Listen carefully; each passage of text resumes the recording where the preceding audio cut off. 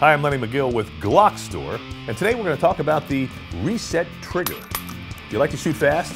Do you like to shoot accurately? Do you want to be more confident and more aggressive with your trigger pull? Check this out.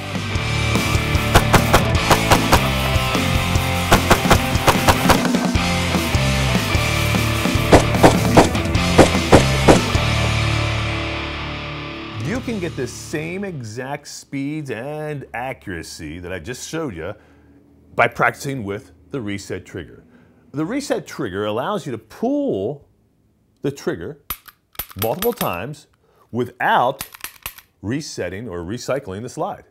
Because of that, you get a lot of trigger time and you exercise the muscles, the special muscles in your finger and the dexterity to be able to, when you get out on the range, shoot really fast and really accurately because you're practicing with the reset trigger.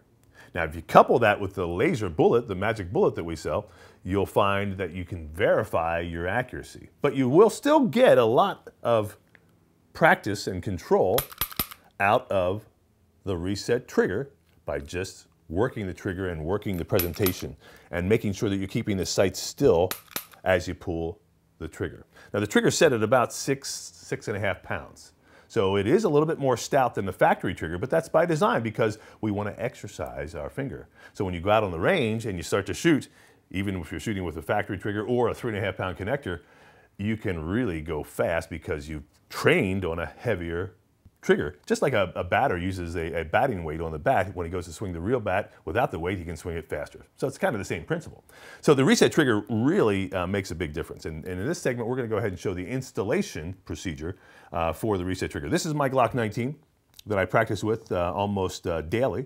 I team it up with the magic bullet, which allows me to pull the trigger and to, every time I pull the trigger, to spit out a laser beam that allows me to verify my accuracy. You can see I've got a mag well on it. I've got the Falcon grips on it to give me a nice tacky grip. I've got this one teamed up with the True Glow TFO tritium fiber optic sights, which I like a lot because they glow in the dark, of course, but they also glow during the day because they gather all the available light. And on the other side, I've got the extended magazine release button, which I like. So that's kind of how I practice. And again, I pick this up and just, we'll do 100 shots in 3 or 4 minutes. And, it really does translate itself out to the range. The accuracy, the skills you develop, the speed you develop does translate itself out to the range. Now, let's go ahead and talk about the installation procedure. So when you get yours at home, you'll know how to use it. It comes in a package, of course, and you get 3 major, or say 3 individual components that will make up this kit. First is our modified trigger and trigger housing, okay? This is a drop-in part. You just replace the original factory part with this part. And we've got it all set up. All you got to do is drop it in, and I'll show you how to do that very shortly here. So let me put this guy down here on the gray. Next is the special striker that we've built and machined. And this is not a factory striker. This is a special striker. It cannot be used with live ammunition. It's meant for the laser bullet only, the magic bullet that we recommend you use because it verifies your accuracy. But this is what makes the striker go forward, this extended and elongated striker. And the last piece is very small. We put it in a little individual bag so you don't lose it. It is the rebound spring, okay? And this is very important. And so these are the 3 components you get. That little spring right there helps this striker rebound.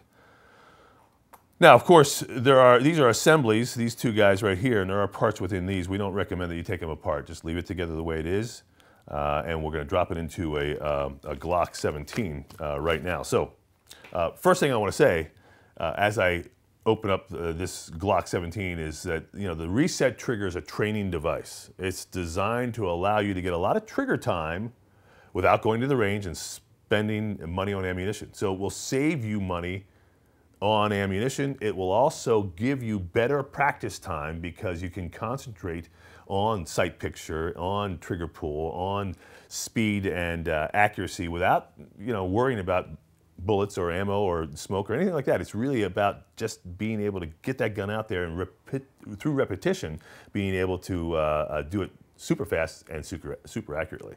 So with that in mind, there's no live ammunition in this room, and there's never live ammunition close to the reset trigger gun when it's installed on my gun, okay? I don't ever want to confuse the reset trigger with the live gun or ever introduce live ammunition into the reset trigger. I open up a brand new Glock 17 box. First thing I want to do is make sure the gun is unloaded, okay? It's brand new from the factory, but all guns are loaded, right? So I'm going to go ahead and drop the magazine. Keep my finger in a safe direction off of the trigger, you can see, up along the slide here. Drop the magazine out, inspect the magazine is in fact empty. And then turn the gun over and grab the slide and pull back. One thing about Glocks, as you know, is that the trigger is in the non-cocked position. You see it's already back or in the fired position.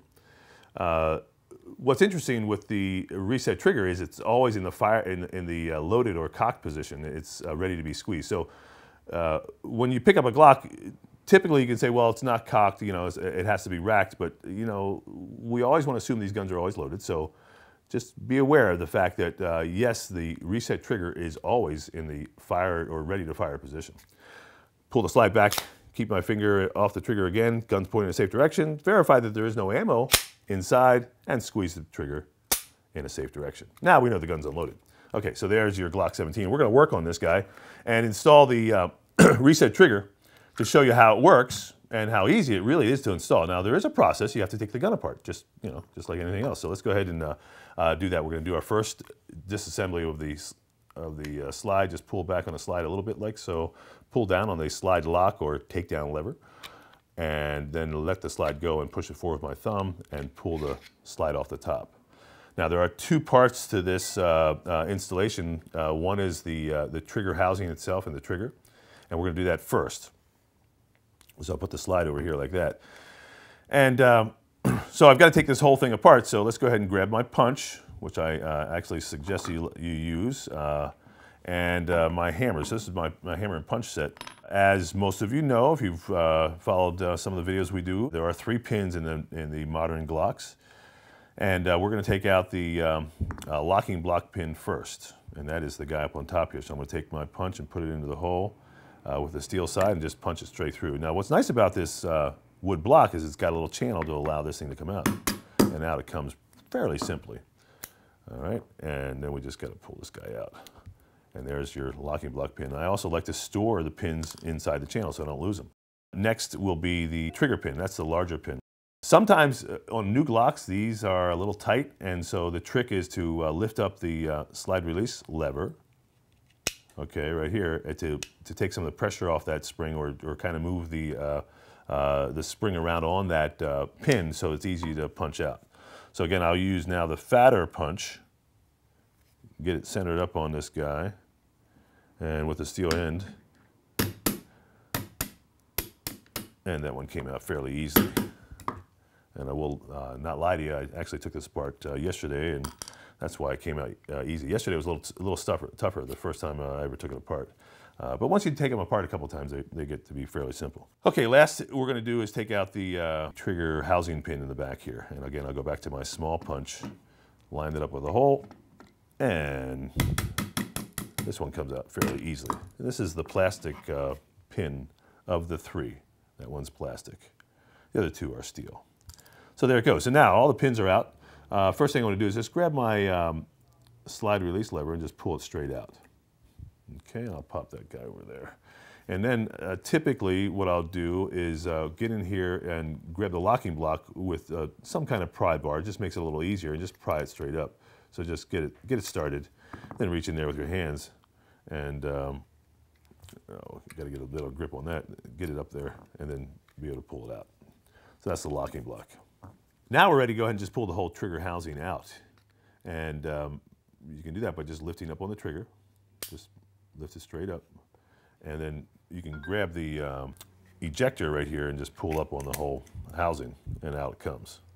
So it lifts out just like that, and that's the factory trigger. Now we, of course, have the same factory parts. We just modified them.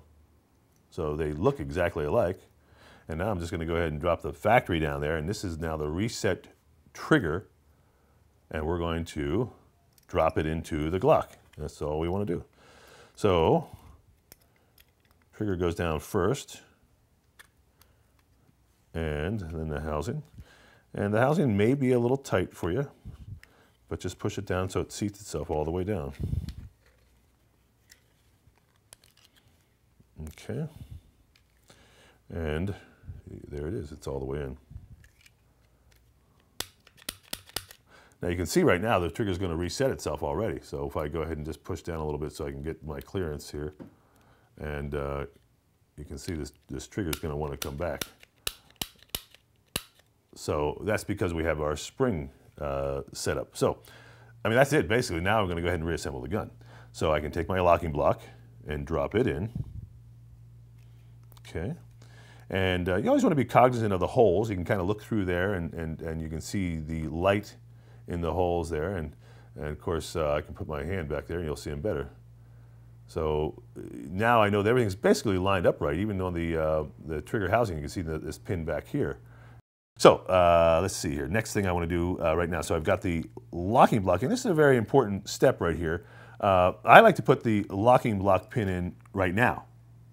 Okay, and there's a reason for that, because I want that. I want this little spring on the slide release lever to be underneath the locking block pin, not on top, but underneath. So if I put the locking block pin in first,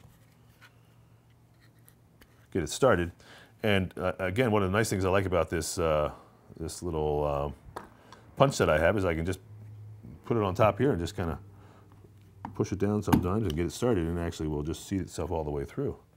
And the other thing I like about this hammers too is that once you get it kind of flushed up, you can go back in here with this nylon part and just kind of tap it in there and get it all the way flushed down. Okay, so now I've got the first pin in, which is the locking block pin. Now I'm going to go ahead and place my slide release lever into this slot and line up the hole, this hole, with the hole in the trigger pin of the frame,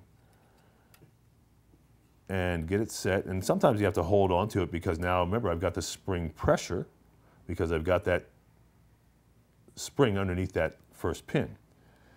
And so then I'll go to my trigger pin, get it started up, and I can actually just usually tap it in from here. Once I get close to the frame, turn it over to the nylon, and voila, there it is. And sometimes I'll use a corner of the nylon to just kind of get a little piece on that pin there. And so that has the spring pressure I'm looking for. And now look here, we've basically got this thing installed, and you can see now the reset action. All right, the trigger is resetting itself, and there it is, basically in that situation. Now, last thing I had to do is just put in the trigger housing pin. And I'll just tap that guy in from the side. Voila. Okay, so there's the frame. It's ready to accept the slide. Okay? Now, let's go ahead and work on the slide real quick. One of the things, like I said, we have is an extended striker. And we've assembled it with a higher powered spring, and it's captured the same way with the spring cups, and this is the spacer sleeve. But one of the things we want to talk about is this little rebound spring. So it's a tiny little spring, as you can see. And we created this to make sure that we get the rebound effect that we're looking for on this striker. So I'm going to drop this rebound string right into the spacer sleeve. It's going to seat itself. You'll see. I can turn it around this way. And there's the spring right there. And that's all we're going to do, is just drop it in so it's sitting up and down. Okay? So let me put that off to the side now, and we'll go address our slide. Basically what I'm going to do now is just go ahead and pull the slide cover plate off. So to do that, I want to release pull the slide up a little bit, or excuse me, the striker up, so I can get access to the spacer sleeve inside there. And I'm going to go ahead and take a little punch and get inside, and I'm going to depress the striker spring with the spacer sleeve so that I can take the pressure off of the slide cover plate. So I'm going to push that down and then come across here with my thumb and just push the slide cover plate off. And it's fairly simple. I mean, a lot of guys I see come into the shop or come into the shows, and they've got this thing all scratched up because they're not reducing or releasing the pressure off of this spacer sleeve. So you've got to do that to get this thing off, because you'll notice on the back side, there's a detent here that really captures this spacer sleeve, and so it sits in there, and until you get the pressure off there, it's kind of hard to get off. I mean, you can't get it off. It will come off, but it's not pretty, all right? So we want to keep this thing as pretty as possible, so that's the secret. Okay, once you do that, now, I'll go ahead and take the barrel out too, because I'm going to take the extractor out. Barrel on the guide rod there. Now, once we do that, we want to go ahead and pull the existing striker out, the factory striker, and there it is. Okay, and I'm going to pull up on the plunger here, extractor plunger, so that I can get the extractor and the trigger safety plunger out. So to get this extractor and the trigger safety plunger out, I need to depress this guy, this trigger safety plunger, with my finger, and now comes the extractor. And now I can go ahead then and take this safety plunger out. And it is really, there's two pieces here. There's the plunger and the plunger spring. And typically on the Glock factory, this spring is captured inside of this guy, and there it is, comes out like that. So that spring would come out if I pull on it, but it's actually kind of pushed in there and caught in there. And we're just going to leave it there. Now, for the reset trigger, we don't use this safety. We leave it out. All right?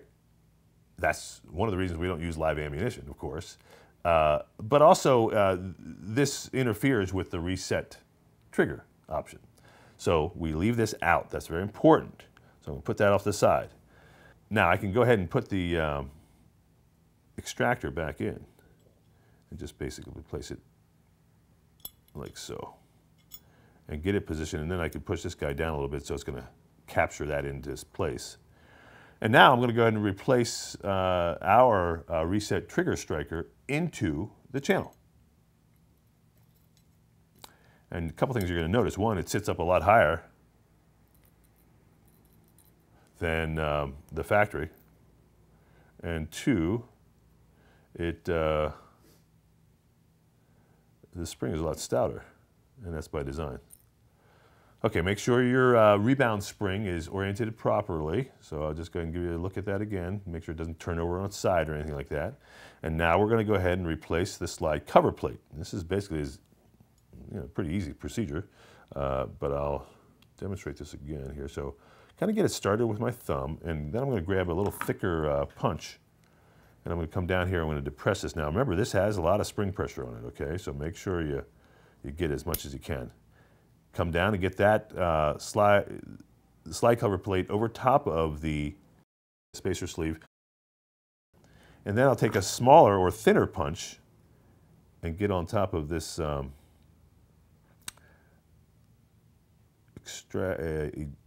extractor depressor plunger spring, and then squeeze that up, and there it goes, just like that. And that's it. Okay, so there's the assembly. Okay, so let's go ahead and now assemble the slide, and we'll put it back on top of the frame and make this guy work. I'm just going to drop the barrel straight in, okay, and drop in the recoil guide rod assembly. And now I am ready to assemble the modified upper onto the modified lower. All right.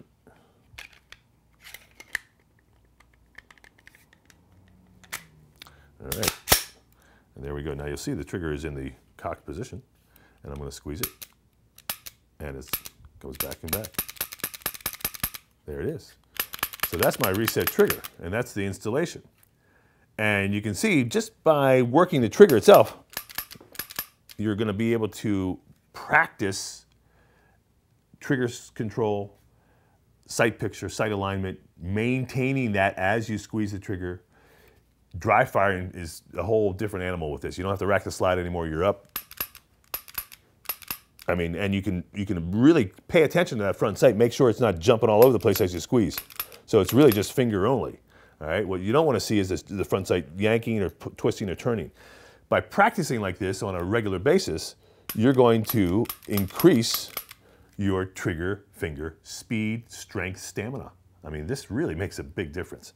Now, if you team it together with the laser bullet, like I'm about to show you here, it becomes an awesome training tool that will make you a much better shooter. Absolutely.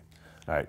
If you don't see or don't know about the laser bullet, we've got another video on this, but this is basically the laser bullet, laser shot module that you drop into your gun. It's a 9mm native. It does have adapters for other ones, other calibers, 9, 40, and 45. You just drop it in, okay? There is a safety pipe that you can use, which is recommended so people know that you are practicing. So for the longer gun, I'm going to use this little adapter. Okay, and you get it set up like that. You notice here the washers, they go into the barrel of the gun, and then this is threaded right here, and it's going to actually marry itself up with a laser bullet. So you get in there, a couple turns, and that's all it needs. And then, every time you squeeze the trigger, watch my hand over here, and that goes as fast as you can pull the trigger. So now you can complete the whole safety apparatus by getting that guy on here like that. So now here is your laser trainer. This will fit in your holsters. You can pull it out. You can see a target on the wall. Boom, boom, boom. 1, 2, 3. Or if you're so inclined, you can use the little targets that come with the laser bullet. And what's nice about these is they actually, to your naked eye, not to the television camera, but to the naked eye, they actually will light up when you shoot them across the wall, so across the room, so you can actually see that you actually hit it. And what's nice about these guys is they're little tiny targets.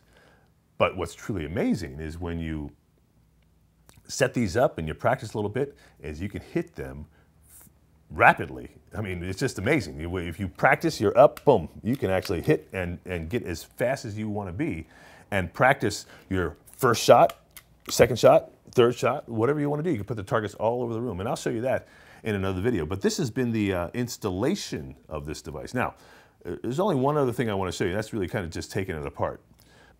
So I'll take the bullet out. To take this guy off, sometimes it's a little tricky because you need to have it in a fired position. And then you need to work the slide lock lever at the same time.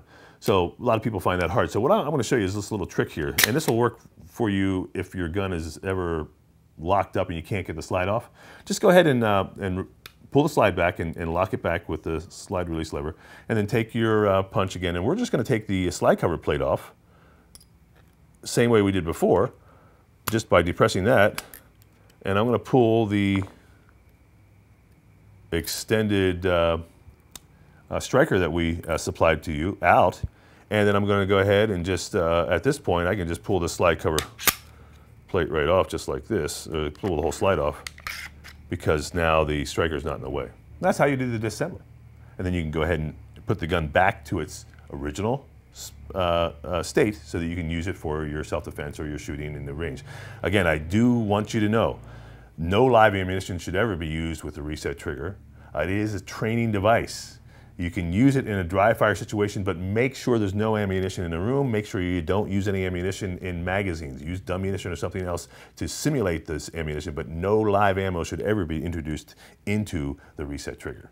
I hope you've enjoyed this presentation. I know that I use the reset trigger almost every day, and I know for a fact it has helped me become a better shooter, and I know it will help you too.